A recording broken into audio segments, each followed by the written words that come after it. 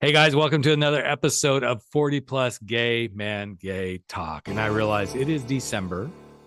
There are some spaces in the planet where, going out for a nice little camping trip in December might sound really good. And others of you are like, hell no, not going to do that. But I'm so excited to have this guest on today because, well, first of all, you might need a last minute, holiday gift for somebody.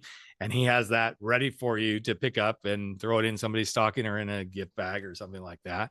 But he also has a really cool message of like why he has gone out and done what he does and uses his travel guides to bring a hilarious sort of, perspective to the world and talk about, well, who we are as gay men and some of the things that we do. His name is Upton Rand, and he is a writer. His new book is called Gay Campgrounds, the Ultimate Gay Camping Travel Guide. And he's also very much someone who brings his heart and soul to the LGBTQ plus community. He's a passionate advocate for wellness in our community, and he is a super strong supporter of PrEP and the U equals U movement, the undetectable, untransmittable movement. So without further ado, Upton, welcome to the podcast, man. I'm really glad you're here with me Hi. today. Yeah, it's great to be here. Thank you so much for having me.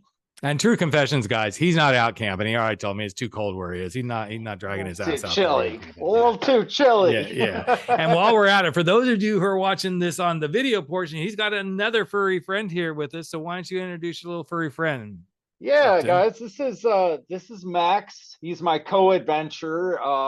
In my books, he's kind of like a character. He makes regular appearances. So Awesome. he heard there was some attention to be had, and he came Yeah. slinking Okay, that's awesome. Well, up. we're so glad to have you, Max, and have you too, Upton. So let's start with like, obviously you must have had a passion for camping or something. When did this passion for camping start for you? So you'd be surprised, honestly. I did not have a passion for camping initially. Mm, Um, so I was having kind of like not the best life up until around 6 months ago. mm, Um, and then I don't know what happened. I just sort of like woke up one morning and decided to just make some major overhauls in my life. I was in an abusive relationship. I filed for divorce. I got an antidepressant that worked, and I got a really good therapist. mm.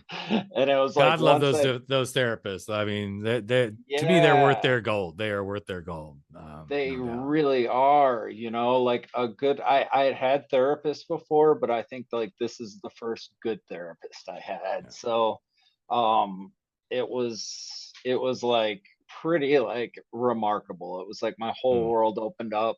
And I'd heard about gay camping before, but like once I made those three changes, like there was just something that drew me to it. I mm, was like, okay, like outdoors, community, um, I'm in.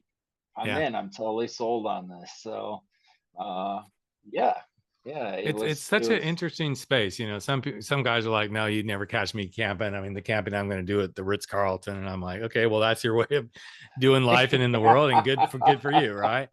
I'm not a big camper, but I love being out. I love being out in nature. It's funny, we have grown girls, and my husband and I said to him not long ago, probably in the last year, we're like, yeah, we've been thinking about like getting one of those, bigger camper vans, not like a RV, but like the vans, the ones that everybody's yeah. tripping out and tricking out with stuff. And Oh and our my daughters just gosh. kind of looked at us like, what are you talking about? You guys camp? And we're like, well, it's a little bit different when it's like got all the stuff in But I said, I could see us like taking off and doing something, driving up the Oh my coast to the, gosh. hanging out somewhere close, to the beach or something, or going, we don't see that, dads. We don't. I'm We like, don't see we're that. We not don't see that in your princesses. I mean, I future. don't. We're definitely not princesses either. I mean, yes, we take some really amazing trips, but I don't know. As I'm getting older, I'm like, yeah, I kind of. I mean, it was funny. It's like it's I so don't want to bring fun. up the worst, but right after the election, we're like trying to clear our head, and we live close to the beach, right? Uh-huh. But we go Right. to this one beach where we go and we walk along the road that overlooks the beach. We don't. It's a dog beach Yeah. and everything, but we always see people like sitting there and just reading. They have their, chairs out and stuff, reading like along the side of the road because there's enough of a cliff area you can sit and do that. And we always say, Sure. we're going to go do that. We're going to go do that. We're going to get a bottle of wine. We're going to do it. We've lived here 7 freaking years and hadn't done it until the week after the election. We finally went, and I'm like, Yeah. we need to do this more, and so it kind of adds to Yeah. what we're talking about today. You discovered your way Isn't that forward. weird? Isn't that weird? You have all these things in life that you want to do. You're like, my life would probably be enriched so much more if I did do these things. And Right. for whatever reason, we just don't do them. Right. But then one day, the stars might align and we do them. We go get that bottle of wine by the road. We go camping, and it changes everything. So it sounds like you feel your life has really been enriched. So what is some of the enrichment you felt by getting out there, doing the camping? And then of course, now you've got this Gosh. whole book. What are some of the things that has changed for you?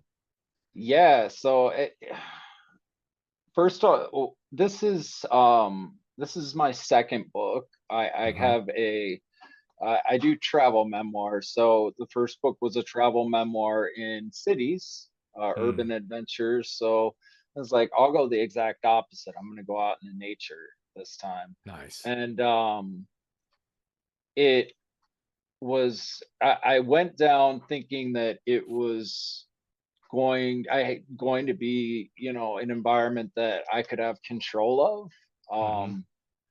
And I did to an extent, but I'm human. Like I was inexperienced with camping, and I went down. So I initially like laid it out like I was just gonna go to this campground and like try to meet people and like make connections. And I did do that, but what I found on there was like so much more. I went into it in a really like raw emotional space. Yeah. Um, Open hearted and like totally Oh. willing to like make connections. But like I said, I'd gone through a divorce. I'd done like a complete life overhaul, and there was like still some like issues that I had. And the therapist that I ended up hiring, he was one of the like final straws and like getting me to Mm. go. He was like, "You need to go here, Upton. It's just like you need to go check this out. You need to go check this out. It's you can get a lot of work done emotionally in a very short period of time when you're like in a community, in nature, Yeah. um, with people who are like empathetic and willing to open up." And I definitely like experienced that. Like while I was down there, I had like I don't even know how to explain it beyond calling it like an experience. I Mm. had an Mm-hmm. experience where I just sort of realized that in my life, like outside of the campground, there was just like so much rushing and urgency. um but in reality, the things that were important, the connection, the love, the community, they were what I found at the campground, and the things that were in reality like missing in my life. Yeah. So Well, yeah, and it was I think great. we all get caught up in that rushing and urgency space, and then get Absolutely. this done, get this done, get this done, and then I mean, I'm in the midst of trying to get book number 2 and now potentially book number 3 going. And well, book number 2 is done. I'm trying to get the publisher. Had one. They're like, we want to see something different. So now they're asking for something else. And Hmm. I just feel exhausted by it. And but then I said to myself, well, then why are you pushing? And so I sent the publisher a message, said, hey, I'm really sorry. I told you I'd get you something in a couple of weeks. I don't have the bandwidth right now. And they're like, well, no, when you're ready, we're ready to see what you would do with, this, an alternate to the one you gave us.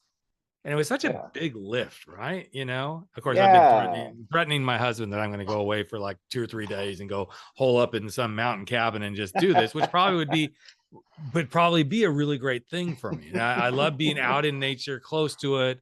Of course, then I probably get up in the hills and go, oh, screw the book. Let's just enjoy nature, right? Let's just Uh, stay here. let's Let's just just stay forget here. about the book Let's and just stay close the here. whole fucking world off and like this is where I'm going to be for a while.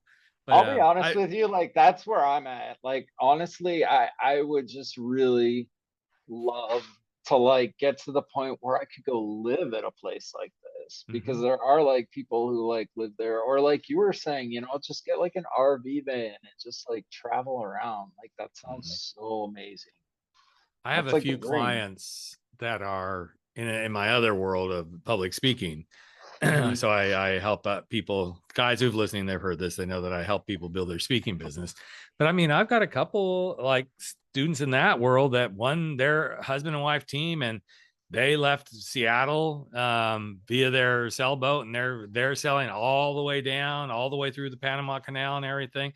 They're building their rental. They have rental properties. They're running their whole life from this sailboat, and they're like, we have the greatest Amazing. life, That is not for so amazing. everybody. The things we're talking about here, obviously Upton aren't for everybody, but what I find interesting is that you have found this, you found your calling, you're leaning into it, and through the pain and everything that you went through, it really became like that, like little respite in the storm, and then suddenly it's become something beyond that for you as well.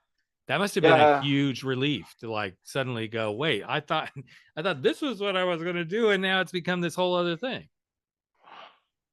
Yeah. I mean, it's been crazy.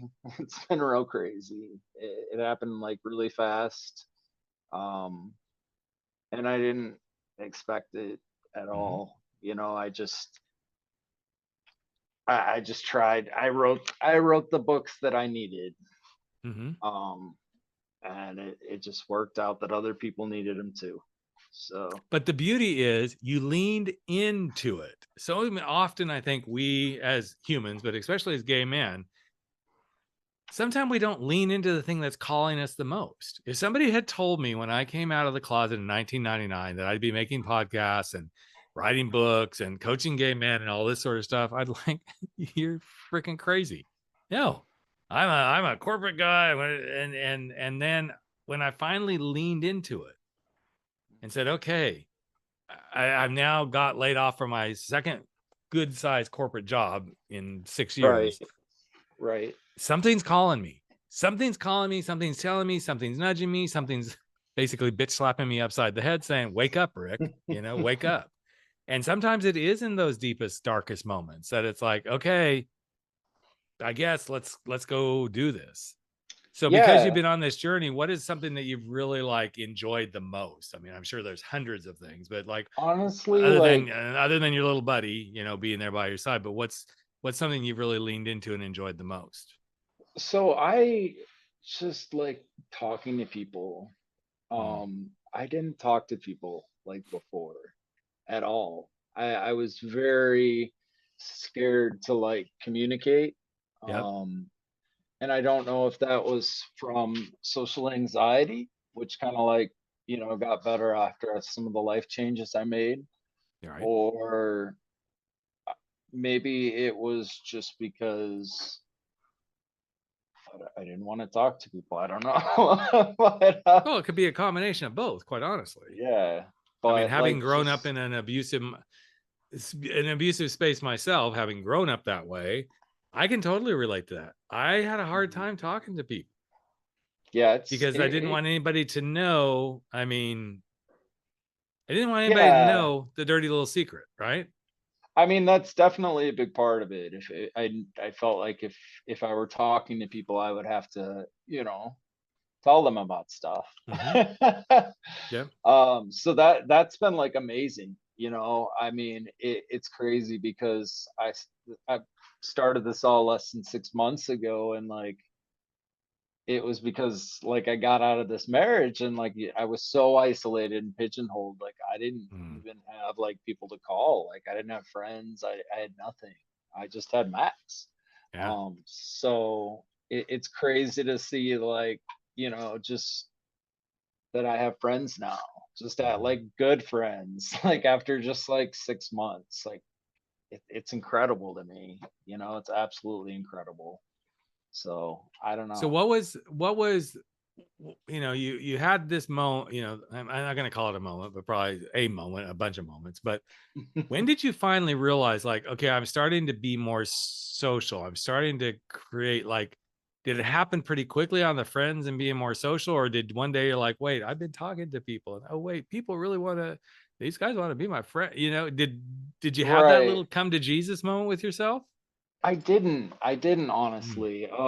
So it was slow. mm, I was the sort of person who I hadn't really like talked to people my whole life. I kind of like kept to myself. So right. I think the I still remember it. Like the way I began doing it was I would get Max and we would go to the same cafe every Saturday, Mm, and we would sit there, and it was a really like gay friendly cafe. So everyone would all the guys would bring their dogs. They'd dress up all their corgis and their cowboy hats and go get a cortada or whatever. right, And right. I remember I was like, you know what, Max, we can do this. All right, Mm, we got cute clothes, right, Max. So I opened up his little dog drawer, and right, we pulled out his best little rainbow scarf, and we went down there and we just sat, and it started really like simple. I was like, well, these dogs are adorable and like compliments are safe. And I just right. started like complimenting people as they walked by. And I said, Yeah. wow, your dog is so cute. And we just did that. We just looked at the dogs and we complimented them. And that was the first step. Hmm. And then after that, came, saying hi to the owners, Right. then like conversing with the owners. And I mean, it's a progression, but Yeah. it's a series of steps that anyone can do. Hmm. Um, but yeah, I mean, like Rome wasn't built in a day, so Hmm. don't expect yourself to like get there in a day, No, but but you will get there. I always find it interesting though when I have these kind of conversations, because sometimes we as gay men, we forget like this extra layer of hiding and not being who we are and everything that's like almost built into our DNA, because we were told you can't be this, you Sure. shouldn't be that, all that stuff, right? So then Yeah. suddenly we go through a traumatic, event like you have of a divorce and all this sort of stuff. Hmm. And then you're like, okay, well, I know I need to be more social, but there's this like, clutching of the pearl, so to Yeah. speak, like, It's and like, I oh like, God, what do I do? What do I right, right, do? right, exactly. But if we really would lean back into the one thing that we actually have done for most of us that actually has gotten us where we're going, is remember what you're having in this moment about getting out there and being social. It's Mhm. just another coming out journey. You're coming It out of the is. closet about wanting to be more social.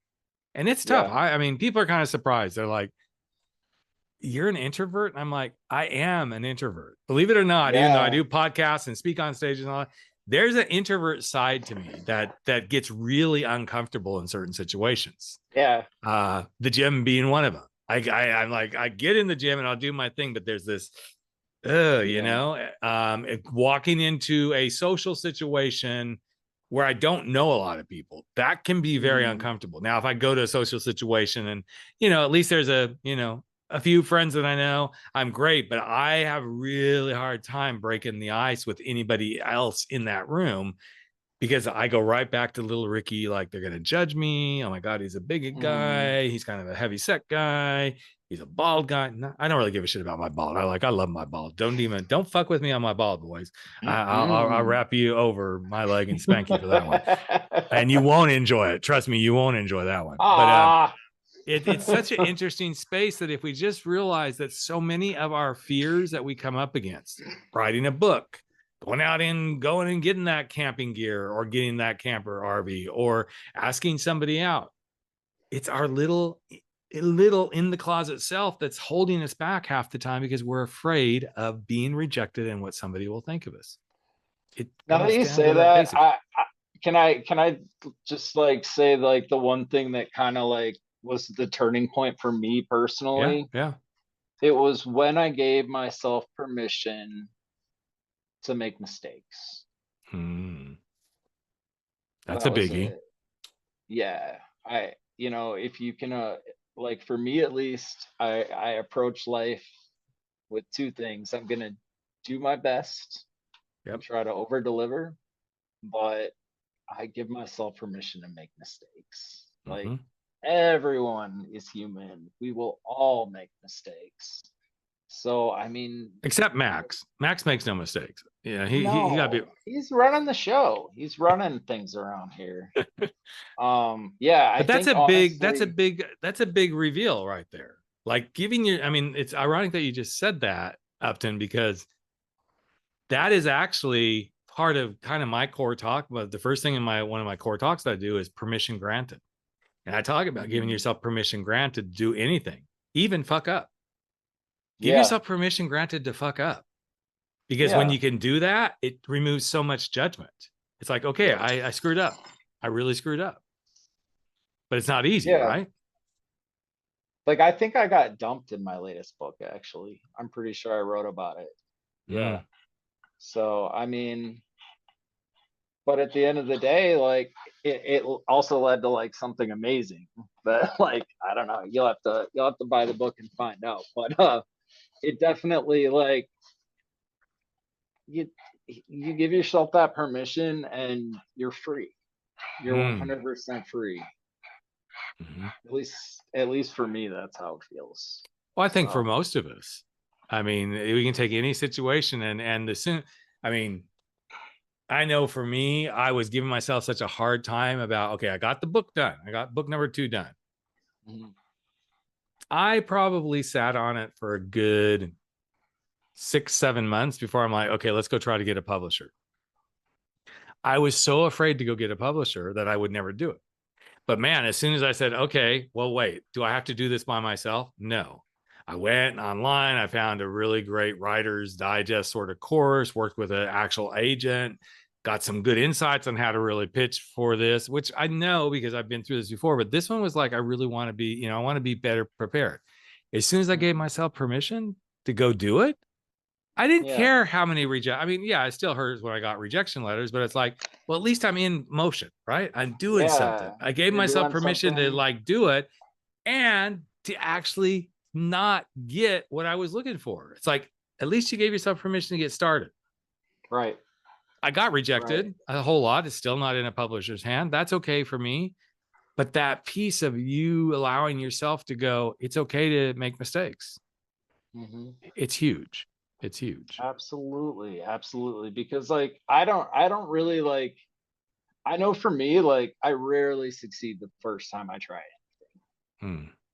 Like almost never, almost Mm-hmm. never. Like I if it's something like I am working on like on a personal, so like I'm learning. We were talking before the show. I'm learning some new software, Right. and it has been a chain reaction of mistakes. Mm-hmm. At this point, the mistake store is almost running out with me. But like also I can look back and see like where I started with it, Yeah. and it's like, whoa, like it's pretty good. Pretty Yeah. Yeah. good. Exactly. But I that's don't we know. all. But that is just part of life. I mean, Yeah. I mean, I always wrote pretty good. I mean, I never. That was probably one of my greatest things in school. I could write really well.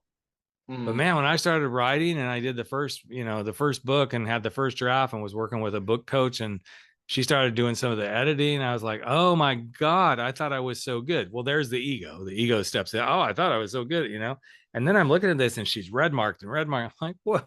I did, you just took about a month of my writing time out of what I just did, I right? know. I've been there. I feel you. I feel you. But My it was such a manuscript was, beautiful thing to like I don't know, just realize, okay, those weren't, well, they were kind of mistakes, but it just wasn't what was needed. And as I'm going through my second book right now, because I'm revamping it from trying to mm, be a super mass market book to like being very focused for gay men, it's yeah, painful. It is so painful because I'm like, okay, well, I got to do this to and I got to, cut, and like to cut your own to material. cut or rewrite it Yeah, like, okay, it I have sucks. this voice for the mass, but I don't see it as a mistake. In fact, when one of the publishers who happens or book agents who happens to be an acquaintance of mine, I Hmm. finally sent it to him. I wasn't going to like pull the ace card and like, okay, I know I have a book agent because I knew it wasn't his genre. Okay. Hmm. But he'd always said if I ever wanted to run something past him when I'm ready to do next books, to do it. So I did.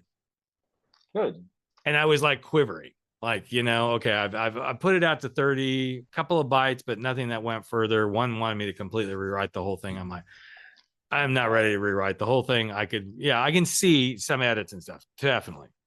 Mm-hmm. Well, then I get his email and he said, "Hey, Rick, I'd love to talk to you."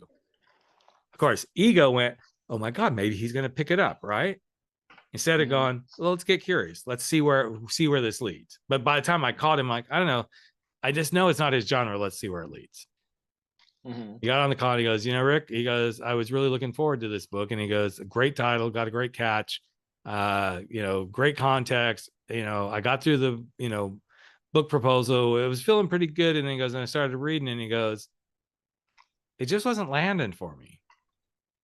Hmm. And I said, okay. And he said, let me tell you why. He goes, because I know you. I know who you are. I know what you stand for. And he goes, I was kind of surprised the book wasn't written for gay men and only gay Oh, men.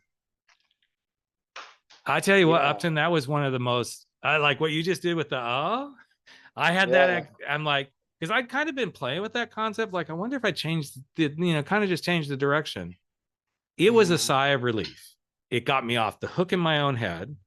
It made Yeah. me realize I didn't fuck up. I just wrote it, kind of in the wrong intentions. Now let's go tweak it. And now Mm-hmm. I'm like, let's just get it retweaked so I can go back out to market. I'm not going to touch the whole Yeah. book. I'm going to just touch a few bits of it and go, let's see what happens. Those are the moments in my mind, and it sounds like in yours, where when you realize it's okay to make a mistake, it's okay to Yeah. screw up. That's when you really start to like embrace where you're headed And get somewhere. and Honestly, get like somewhere. it's Exactly. the only way. It's the only way you get better with anything in life. Mm-hmm. It sounds like from listening to you, it has definitely brought you, if not I don't think wherever can be 100% at peace of mind, but it's definitely moved you in a much more peaceful space of being in your world. Yeah, I mean, like 6 months ago, I just sort of like I felt like I was living in a pressure cooker, like Mm, like an anxiety like pressure cooker. Um, and once I started to let that go, and especially like after I got like a really solid therapist and had, this I don't even know what you would call it, like a natural epiphany, I guess. mm-hmm. When I visited the campground, Yep. Yep. um, that's just kind of like lifted, you Mm-hmm. know. And it's like it's like learning the software, I Yep. mean, you struggle like on a day-to-day basis, but when you look back, like especially like you were mentioning with your book, and like you look how far you've come at this point, Right. like it's honestly like kind of hard to believe. You're Yeah. like, wow. Mm-hmm. It is. It's hard to believe and see those things when you suddenly have that rear view mirror that really shines in the right way. It's an Right, interesting right. space to be in. So, what would you like the book to do for the reader who picks it up? I mean, it's about gay camping, gay campgrounds, but besides here's gay campgrounds and things like that, what would you most like to see it do for that reader? I'd like it to entertain them, you know? Mm, I'd like it to entertain them. No one wants to pick up a boring no, book. no. I want people to read my book, to enjoy it. If they never intend on going to a gay campground, it would just be like cool that they could read it and just feel like they got a piece of that Mm-hmm. experience. Yeah, Um, and if they are going to a gay campground, that they could read it and feel like they were better prepared for the experience. right, right. um I had a It is such lady, a it's just such an sorry. interesting thing that people, and that's okay. I didn't want to lose what you just said. Why not be prepared? I guess there's a mystery of element. I mean, there's an element of mystery too. Like, oh, let's go try this. But I love how you just position that, Upton. Like, I would love for them to have a little bit and first see that what it can be, if even if you never go. But then if Hmm. you are going to go, that preparedness. It's kind of like Right. Would you go travel on a cruise ship around the world and go, okay, I've never done this? Some people would like, let's just see what happens. I'm not going to really prepare. I'll have my backpack and off we go. Right. But I think there is that interesting space because when we get, I've been at some gay campgrounds, not stayed there, but some Mm. definite gay mountain lodges and stuff. And if you've never been in that, I don't know how to describe it. If you've never been in that element of nature and men and freedom and out of the construct of what I guess gay is supposed to be, so to speak, right? Like, oh, gay is supposed to be party, party, party on some people's terms. I don't Yeah. know that you can quite be prepared. Like, yeah, we're just kicking back here. We're just doing this, and I don't know. Yeah. I I love that. mean, to be honest, I did not prepare Mm, intentionally. I did demographic research. right. I did statistical research, but every time like I was going to a gay campground and someone was like, let me, I would just say, mm-mm, nope. Mm, let Um, me but experience. that, but yeah, that was mainly just so I could be a full blown bumbling idiot just Mm. walking around there and get the stories. And I got them. I got them in Uh-huh. spades. That's awesome, But man. yeah, there's just things that I probably should have known going into it. And I know for myself, like I don't always have like time to prepare, or I don't always prepare. Like I remember I had that experience with a concert one time. And it's easier. Like it's just easier, especially if it's like a whole experience. Right. If you could just pick up something and like just throw it in your bag, and just read it on the way there. And like by the time you get there, swing by the big box store if you missed anything and Mm. be good to go for the weekend and like make the most out of it. Well, that's the thing is make the most out of any of these experiences. I think that's one of the Yeah, biggest things. it's so short. Like I Mhm. mean the weekends are so short. Like you may as well like enjoy it, right? Absolutely. Absolutely. Well, Yeah. that's so cool, man. So if somebody wants to get the book, since we're pushing this as a Christmas gift, guys, even if you buy one for yourself. So where's the best places for guys to pick the book up if they wanted to get one? If people would like to pick up the book, it's currently available on Amazon, and the premium print edition is available now.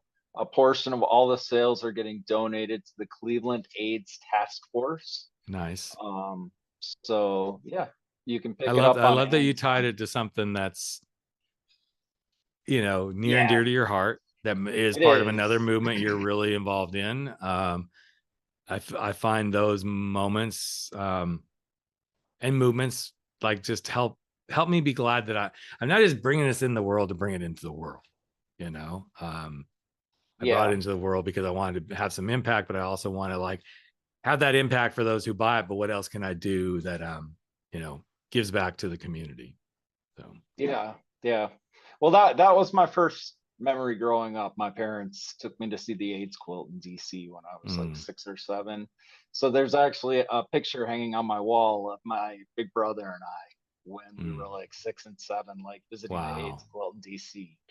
Yeah, Very, very moving. Very cool and yeah. moving for sure. So So it's definitely like something that's always been close to my heart. I dedicated a chapter of the book to mhm, educating people on U equals U. We break it down, pulled the research, cited it, but yeah. also made it readable at the same time. So That's so valuable. And I think that's sometimes some of the most important things we can do is have the real conversations. And I know when I was preparing and reading about this and everything, and one of the things that I love the most is how you're like really through this medium of your writing and everything, encouraging guys to like, come on, you can just, put the dating apps down for a bit, get off the grinders, the scruff, the dating apps, whatever it is, and learn how to connect face to face.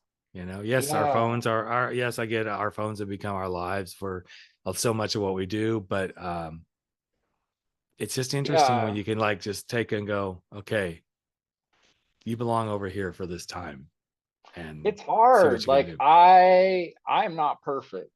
like I said, I wrote these books because they were the books I needed, meaning Yep. that I was all over the dating apps. Right. I Right. was I was fully saturating every one. But they weren't good quality connections. Hmm. Um, these were not, and I'm not saying they're not out there, Right. but I am saying that when you meet someone face to face, it's terrifying. I totally Hmm. get that. Yep. But it's not something, again, you have to do overnight. Right. Just like with the dog thing, just start with compliments, work your way up. But Hmm. once you do get there, like the quality um of friends, the quality of men, the quality of connections, the quality of, it's just different. It's different when you're with a guy and you're actually laughing versus when you're texting a guy and you're Hmm. typing LOL with a straight face. Right. I Right. mean, Exactly. Exactly. Totally yeah. different. Well, I love that you've created the connection. I'm so glad that you reached out to me and, you know, threw this at me. And I'm like, well, this sounds like good. This is great. And it worked in perfectly for a holiday present, a holiday celebration, something different to think about, guys. And I hope that everybody who's been listening will take in everything that Upton's shared about. Here's another way to connect with yourself, which you've shown us a lot of how you connected with yourself through this, but also providing a means for somebody to connect with other guys. So thank you so much for being part of my world and sharing with our 40 plus gay men, gay talk audience. I hope some dollar signs ring after people hear this and go, that could be something I need for me or for somebody else in my world. So thanks for being here. And thanks, Max, for being with us. I mean, I see you hanging out there on the bed, buddy. He's so cute. He's He's so like, cute. we need a nap. Yeah, it's time for a nap. It's time for dad to get off oh, he heard that. Came off the bed real quick, like, okay, Oh, nap time. furious. So He's yeah, he's so excited now. He's yeah. fired up. Well, good. Well, thanks, man, for being Hey, part of thank our world. you. And Thank you so much for having yeah, me on. I had a blast. absolutely. Thank you for everyone who sat here and listened to me bumble on like an idiot for You didn't 45 bumble on minutes. or like an idiot. You gave us some really good stuff. And guys, go out there as you're winding down the year, whether you're in the midst of, whatever the holiday is that you're celebrating, Hanukkah, Christmas, whatever it may be. Just keep the faith, keep the hope, and keep loving on yourself more than anything. And thanks for being part of my world and part of my listeners, guys. And we'll catch you in just another week with the year-end wrap-up. It's going to be actually, it's 2 weeks now, 2 weeks away, year-end wrap-up, which Can't pretty wait. special one. So thanks so much again, Upton. I appreciate you, man. Thank you. That's a wrap for 40 Plus. Gay men, gay talk, where size doesn't matter. We drop our bullshit, get over our screwed up fears, make bold moves, and live life without apologies. Don't forget to join us on Facebook at 40 Plus, Gay Men, Gay Talk, where the conversations continue.